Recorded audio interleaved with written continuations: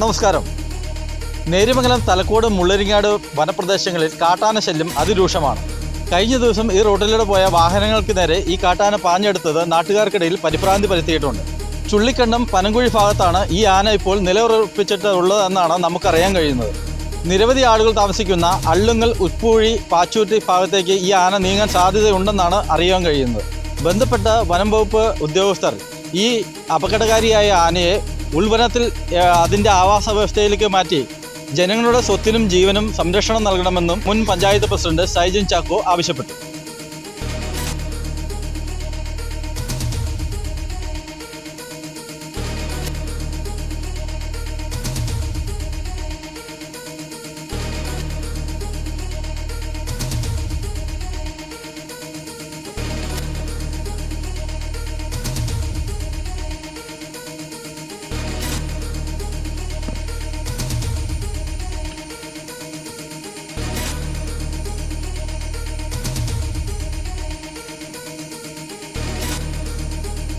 മുള്ളരിങ്ങാട് നിന്നും ചിന്മയ ന്യൂസിനു വേണ്ടി വിനു കരോട്ടയിൽ.